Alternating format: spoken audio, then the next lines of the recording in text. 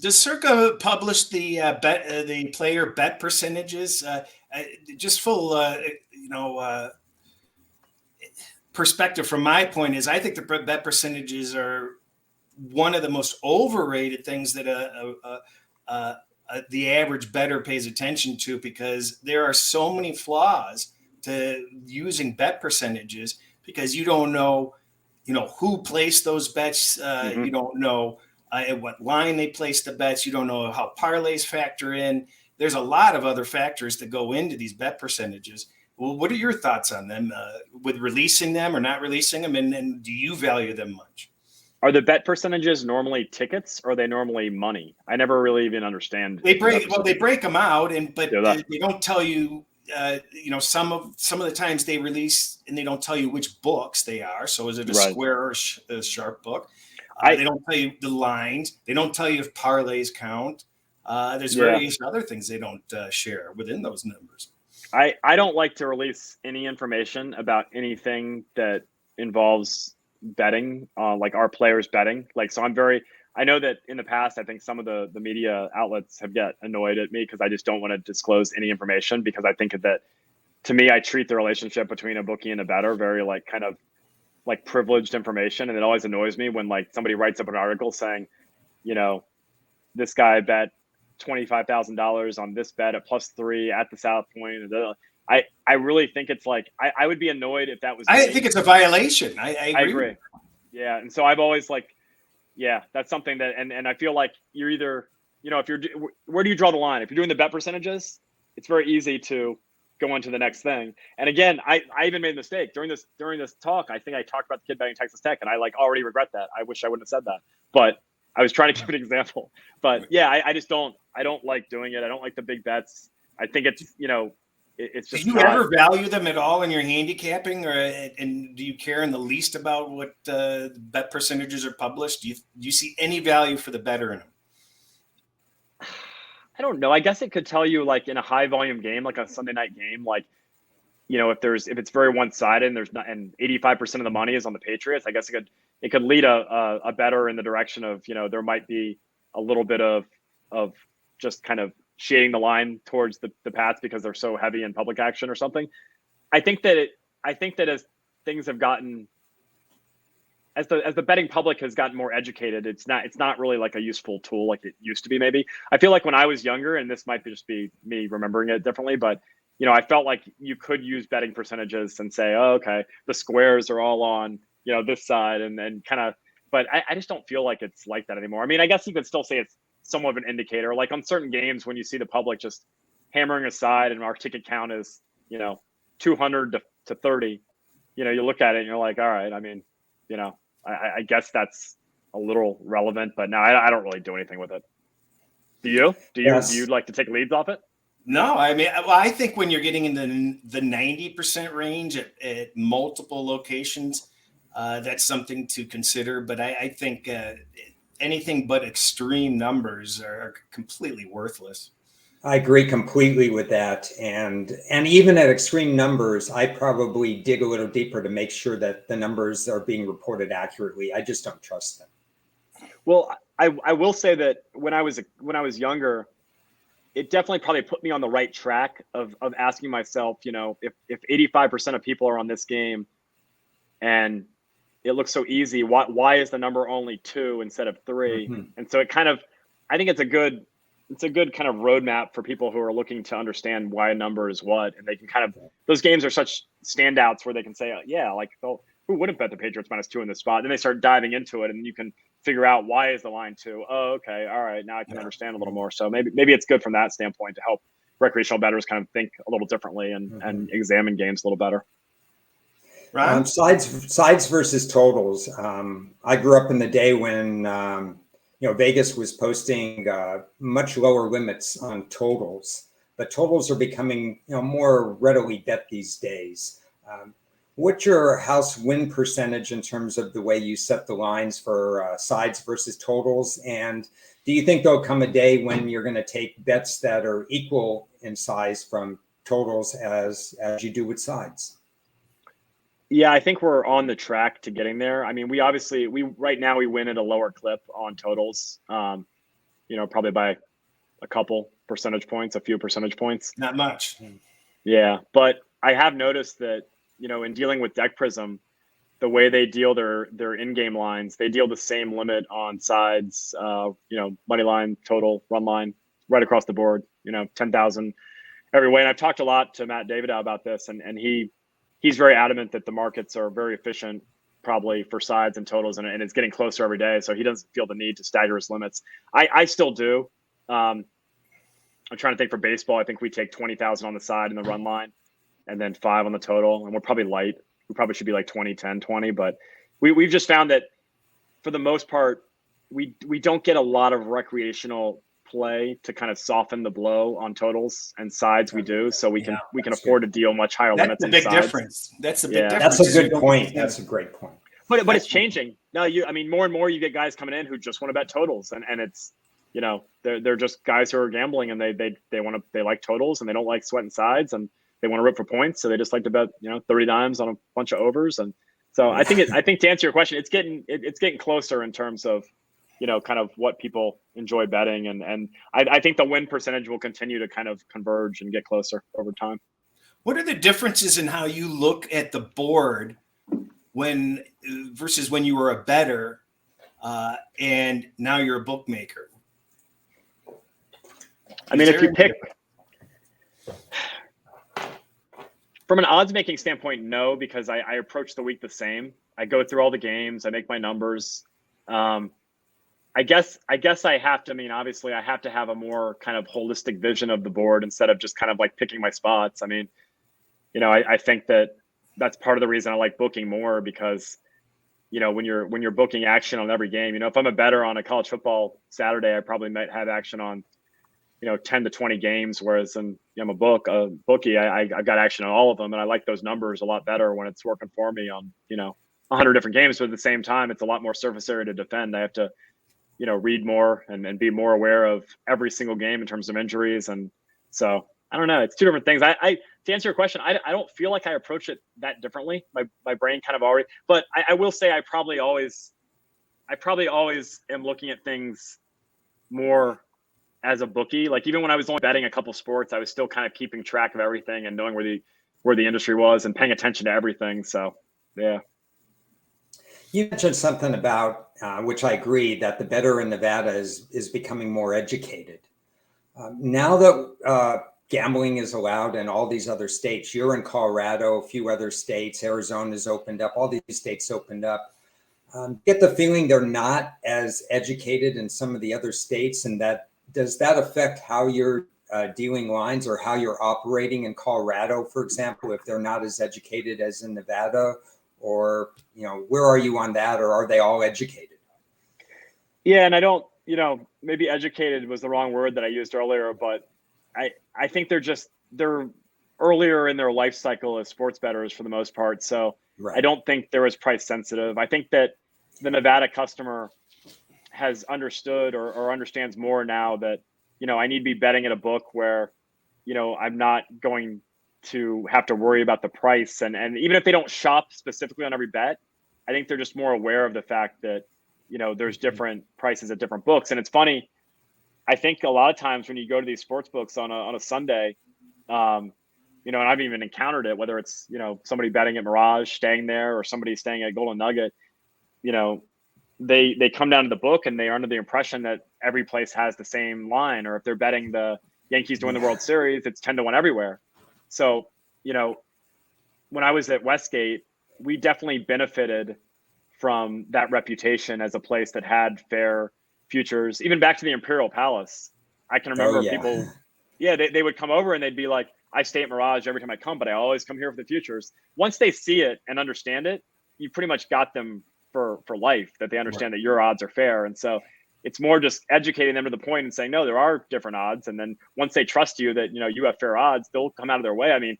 That's what we saw at the Hilton. Now the Westgate, people for years just, we started out, we didn't have a lot of players. And then one by one, somebody would come up and say, oh yeah, the Wind told me you guys had odds on this. And then came down there, saw our Super Bowl odds, and we're just hooked. And we're like, yeah, why would I bet, 20-1 over there when I can bet 30-1 here? And so, yeah, it's just a slow, organic type business build that I've definitely taken that approach from Ed and Jay, at their businesses and tried to earn people over with my odds one by one.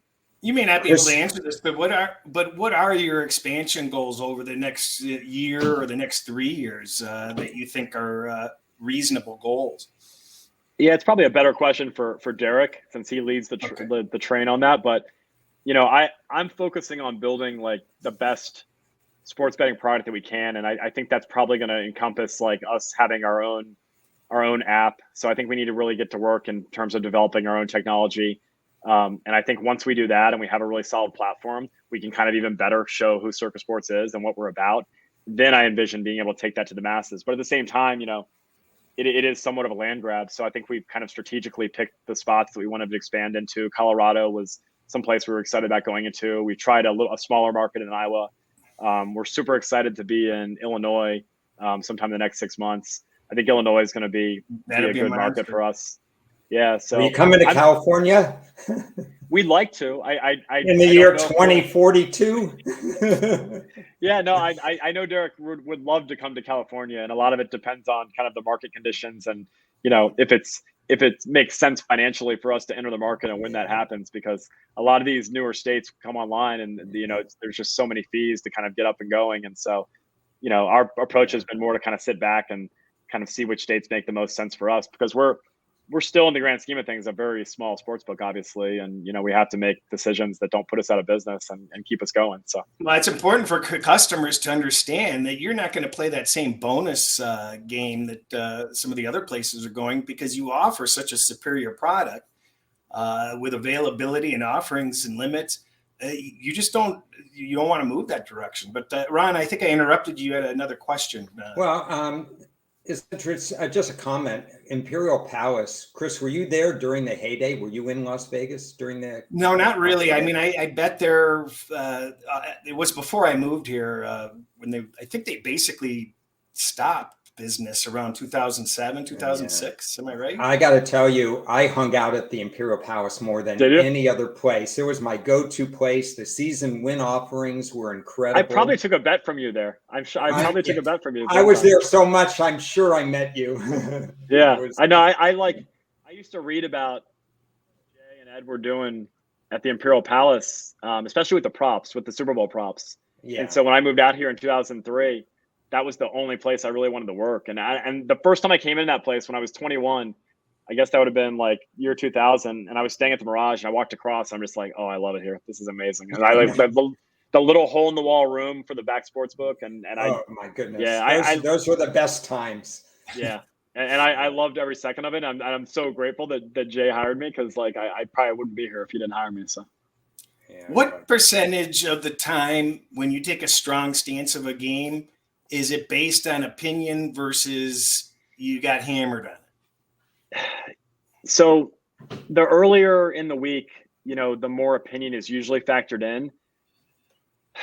It's hard. You want your bookmaker to have an opinion, but at the same time, they have to know how to put their opinion into the right context and recognize that, certain players are, better. And to me, it's all kind of it's kind of just immersing yourself in the total picture. And so like when I come into a game on a Sunday, when I open college football for the next week, my opinion and that of like my coworkers who help me with the line is like 100% of our number. This line is our opinion. And then as people start to bet into it and I read more, and it's like, it's this ever changing thing where I can't like quantify how much my opinion is, but it's like, it gets smaller and smaller as to what it is. But it's like, once you've seen enough by the end of the week, all of a sudden your opinion reemerges because it's been like verified or cross-referenced with all these other sharp guys.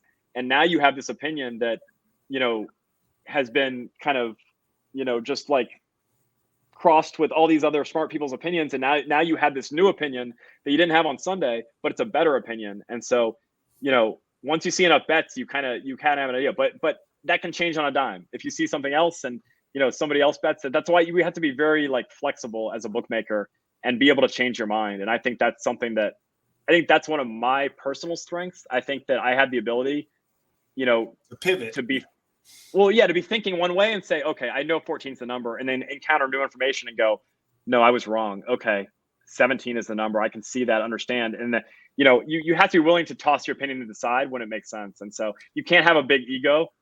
Well, at the same time, like bookmakers do have huge egos. Yeah. So I don't know how it works. Like I'm able to shed my ego when it counts. I guess that's the key. You got to have self-discipline, because from the handicapping side, I see people overthink games all the time. I wonder if that happens even on the bookmaker side. Do you overthink games, overthink a number sometimes? Human nature. Yes. Yeah, you can think too much, and sometimes your head just hurts after you've seen so many bets in the game. You've thought about it so many ways. You're just like, there's definitely overthinking that occurs as a bookmaker, and I'm guilty of it. I was trying to think of this story where, oh my gosh, I can't think of it. My memory's bad. But is that because you're a bettor, and these other places have pencil pushers? I don't think so. I mean, I think it's because we have a betting mindset, but it's because we're trying to figure out the number and put together the pieces of the puzzle. And a lot of times, what really gets us in a bind is the head fakes and trying to think like, did they bet this game on Monday because they thought they could push the number up a couple points? So we're always trying to, like, probably to a fault, get into the bettor's head and understand why they made the bet.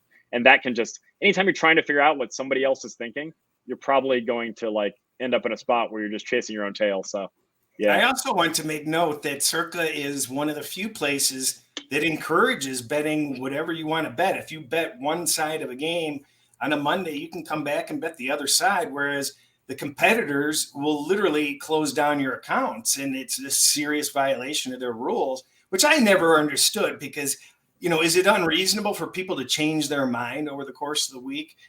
Just my opinion, that's just an excellent benefit that I don't have to look up on my records and see, well, I'm coming back the other way. Did I bet it at this place? I know I can go straight to Circa. Behavior issues aside, have you guys banned a bettor for just betting? I think there is one account that we technically closed because the guy was past posting us on second half games. Ooh, okay. And I reached out to him and I told him, can you cut us some slack?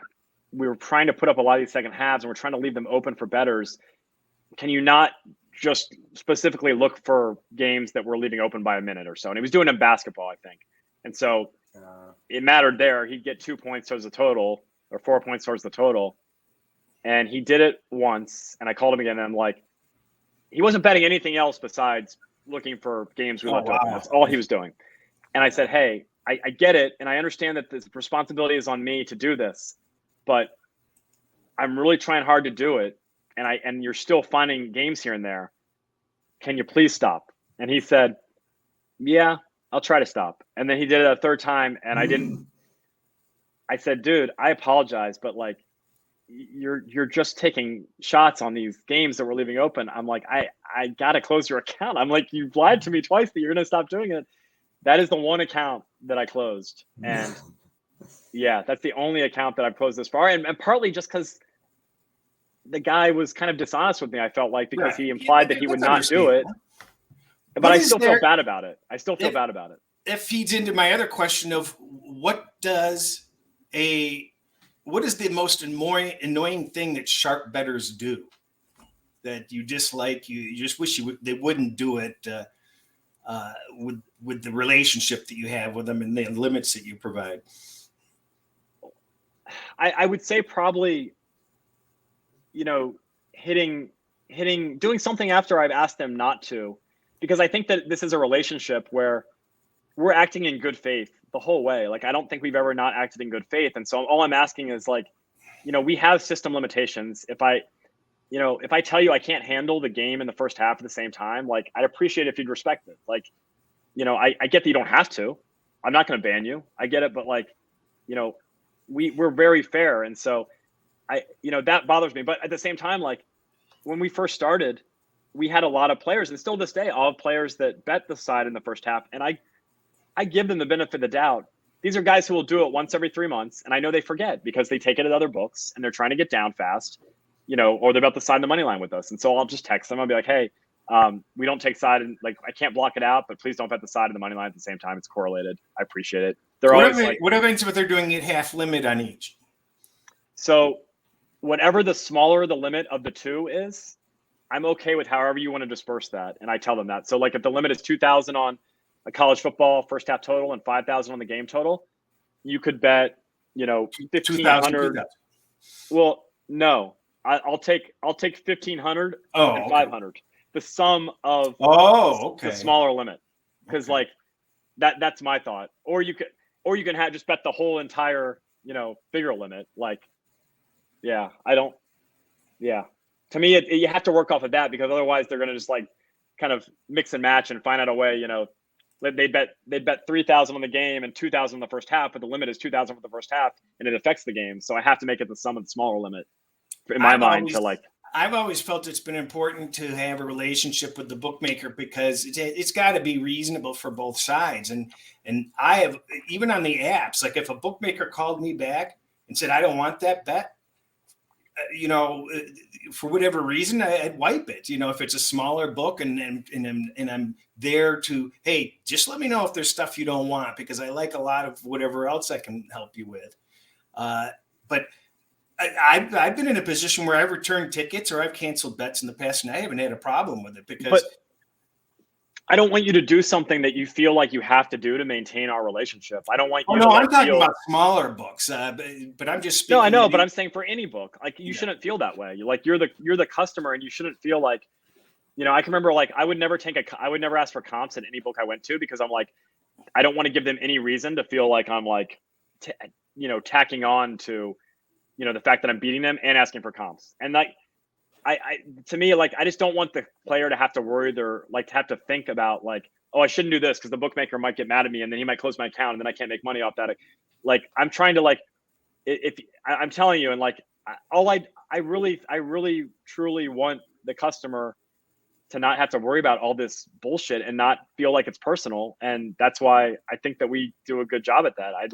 And to some degree, I think that I'm a good judge of what's fair and what's not. So a lot of times I just rely on my opinion of, is this fair? Like, is this something that I would think is fair? And a lot of times people will mention to me like why they don't think it's fair, and I'll change my mind and change what we do. Like, I always use the example of Spanky telling me that he didn't think our NBA limits were fair based on our college basketball limits. And I looked at him and, I looked up our limits and I'm thinking about it. I'm like, no, he's right. I'm like, my excuse was, go ahead. I was just speaking of account preservation. You just know that you're dealing with somebody that questionably wants you or not. And you just have to, suck butt a little bit and be willing to, be a little bit more two-way. Ron, any questions? No, I'm pretty much out of questions. Today's an off day, right? All-star game, a little quiet today. Yeah. It's we're on vacation right now. How do you see the Nevada Sportsbooks evolving over the future? Are there many gaming issues involved with the sportsbook, offerings, or are they just lazy in general? How do you read this market? I don't think it's necessarily laziness. I think it's more a result of kind of how we've been boxed in technology-wise, and the lack of innovation that's really been in the space in terms of just, giving us platforms that we can really scale up and offer a lot of props.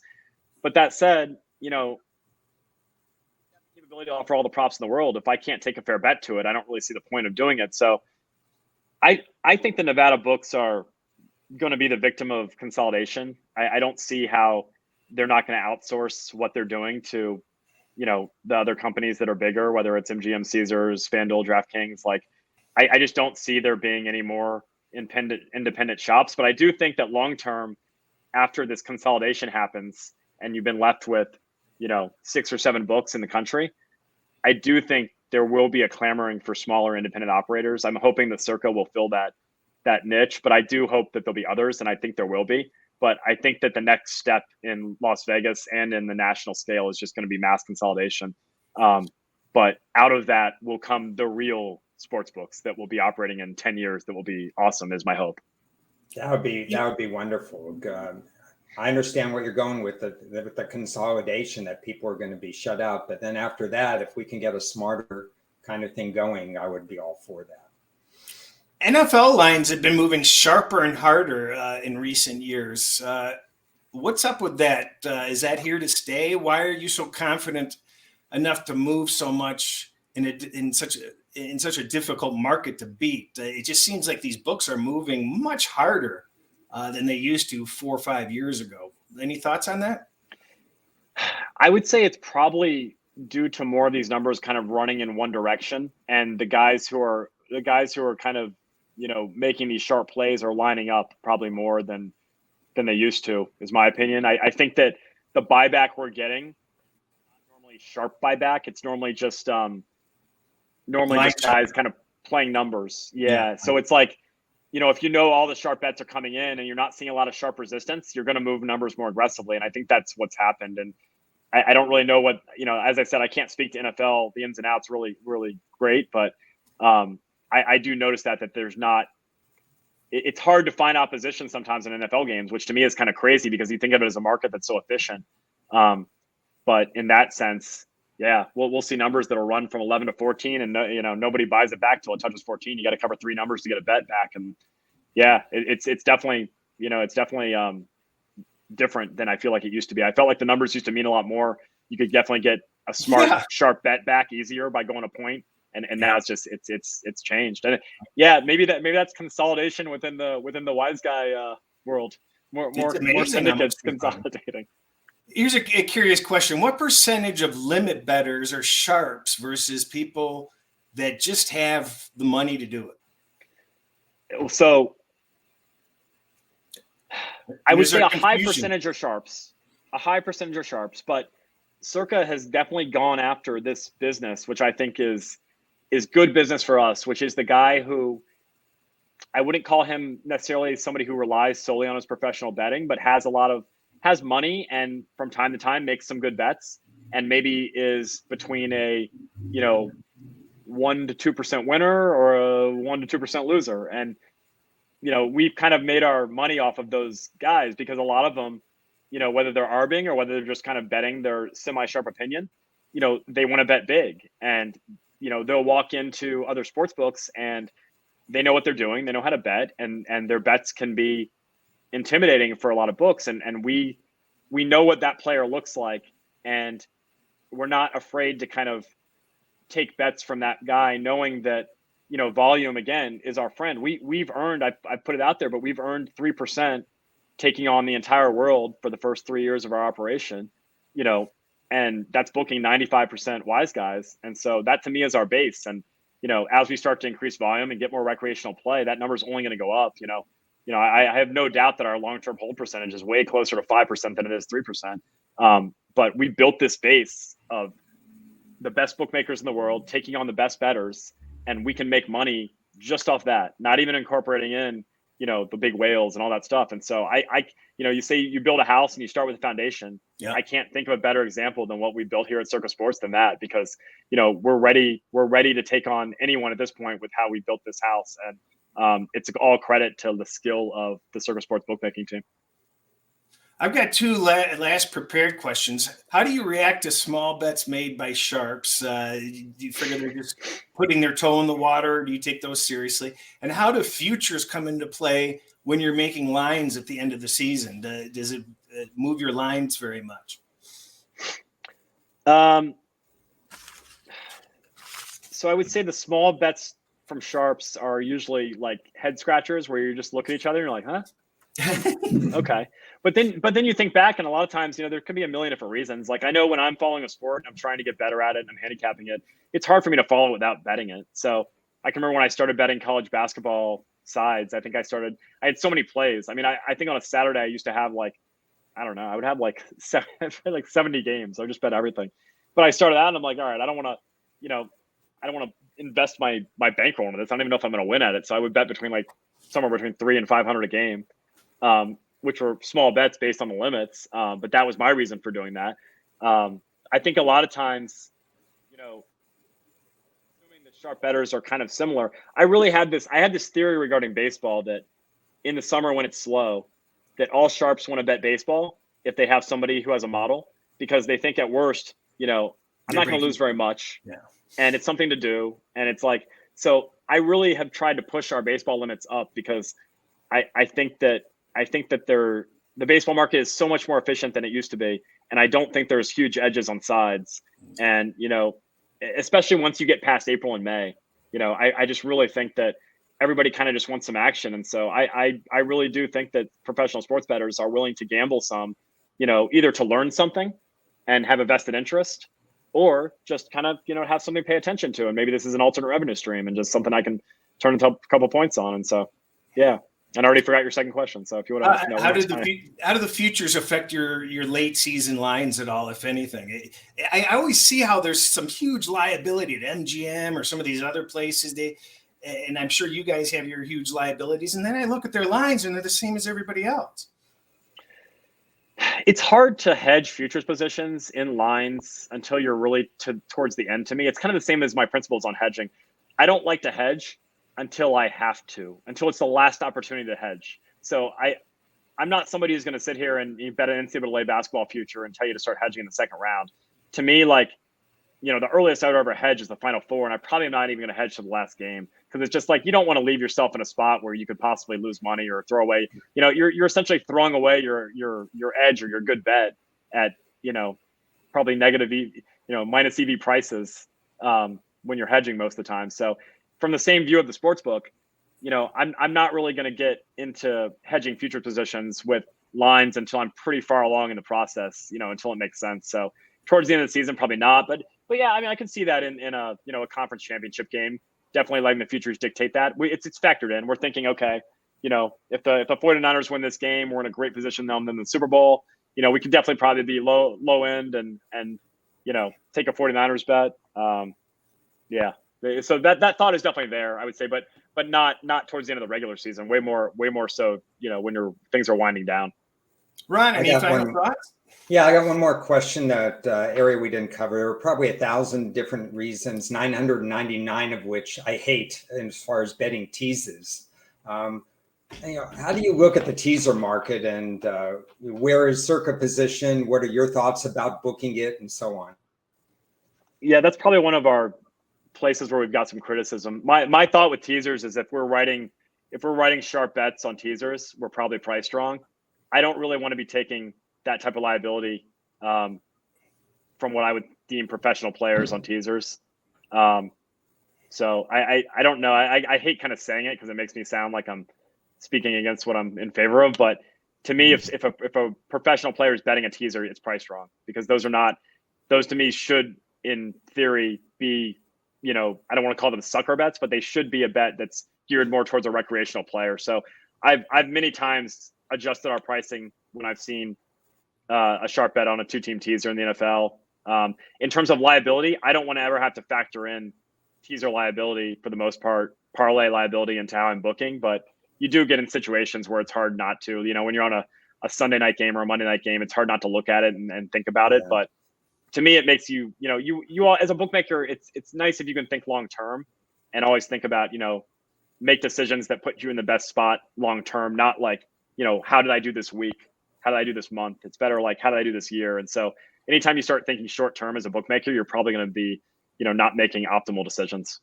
I think the only two issues that I have is that you charge just a little bit more. It's not that much more on the teasers, and a little bit more to buy points in certain situations, when realistically you can charge less and still be at an advantage point on those buys. I think a lot of my fear is that I don't know the true price maybe. And because we take large bets, I always tell my guys, I want to be in a position where if somebody walks in and wants to bet $100,000 teaser, I don't have to think about it. I can just say yes. So I put a price on the board that basically puts me in that spot where I don't have to ever feel like I'm exposed by offering a $200,000, $300,000 teaser.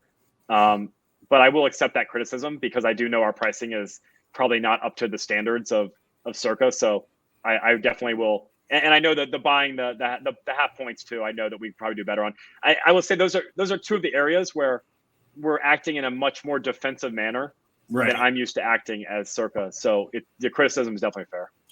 I don't know whether I don't know whether you want to share this or not, but I'm sure your your parlay business is much lower than the average sports book. Can you share what percentage generally are parlays, and versus I know other shops are as high as 70%. I mean, it's really high. I would guess yours is half. We're not 70%. No, I would guess it's around half. Yeah, I mean, I don't want to get right into our numbers, but it's a much lower percentage of our overall handle, and that's partly based on the fact that our limits are pretty big for straight bets, and so we do attract, but we attract a certain type of player who's looking to bet straight bets. When I see parlays, I see that as a stepping stone or our growth in kind of catching on with more recreational players. So I think that's a positive because it means the Circa brand is getting out there and people are, other players besides just professionals are using the product. So when we started, it was probably less than, it was very low. It was probably in the single digits when we started. And Ron, now I'm sorry I interrupted you. No, I'm sorry. I did Ron, that the same too. We're on each other because we have so many questions to ask. But it was just kind of a general comment about teases.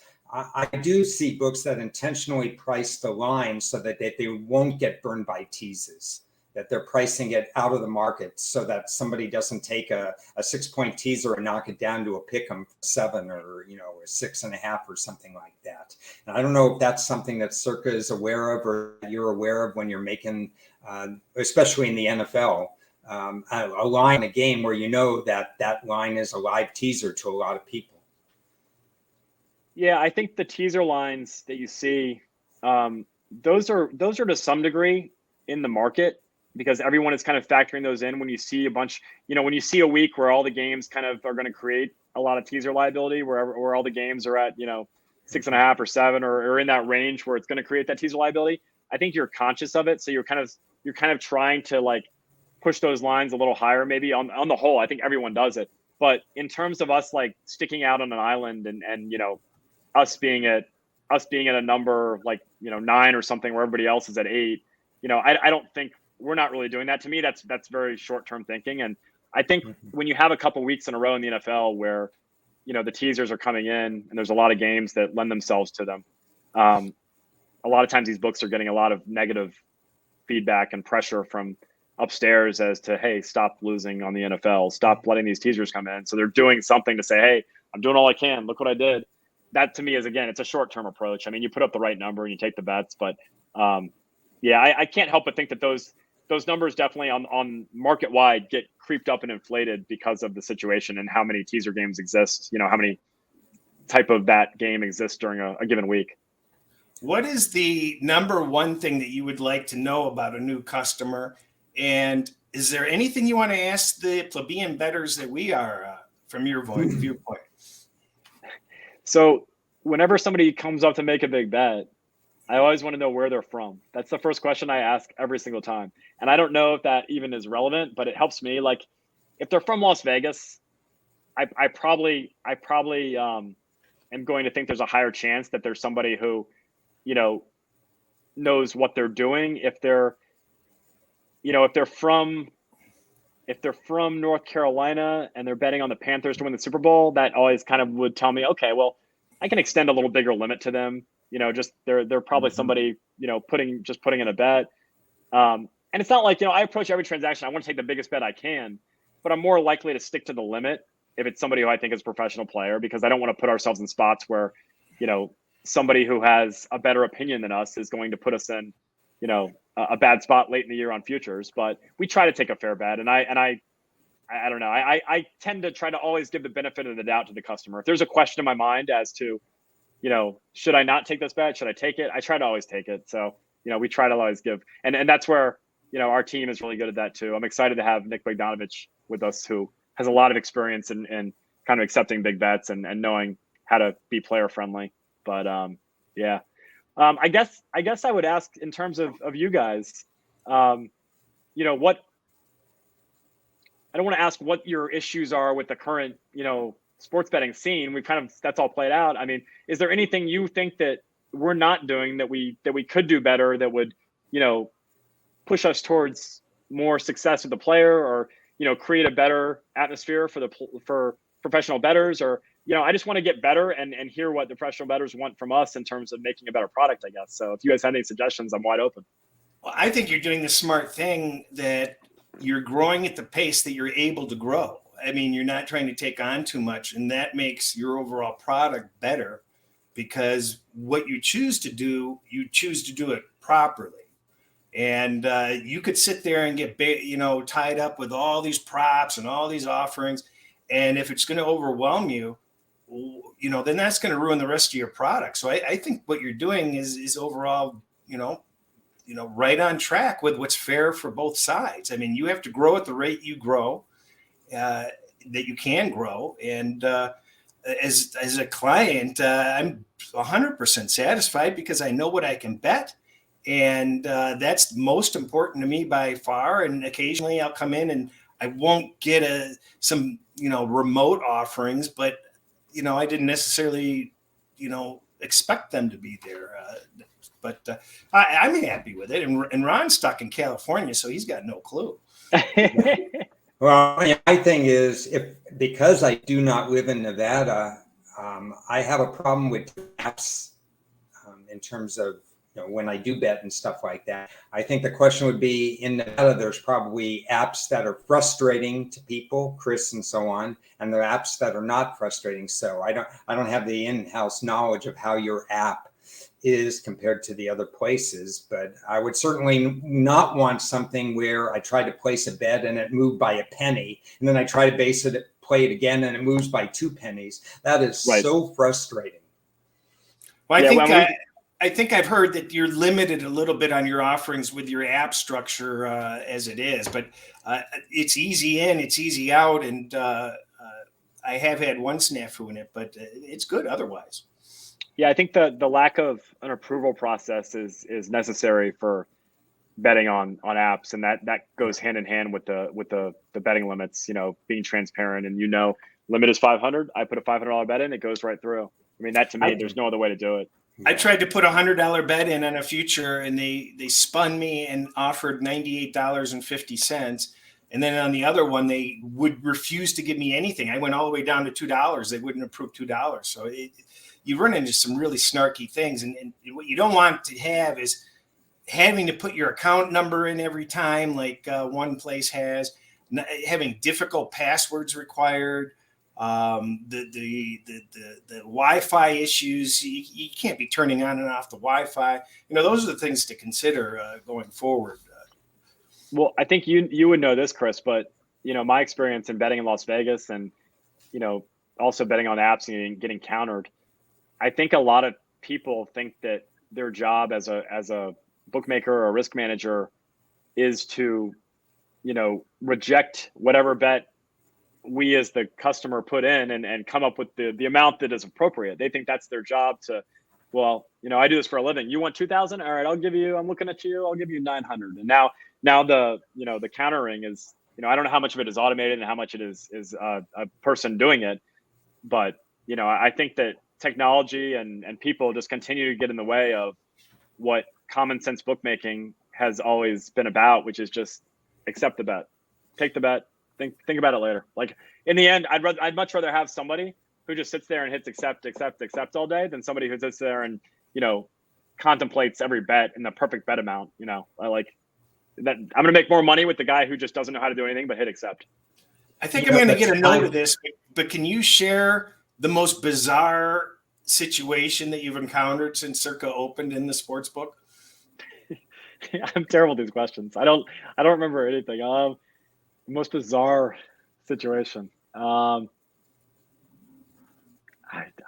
have nothing for you. I don't know. I'm not good at these questions. I don't like keep these things on file. I'm not like a storyteller. I just kind of like show up and do my job. And working in a Las Vegas sportsbook, I'm telling you, every day you encounter something that's just like weird, and you're just like, that's just another day. Like there's just agreed there. That's why I was interested.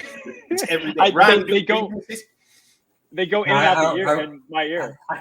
I had another pet peeve I just thought of with the apps, and that's time delay in accepting.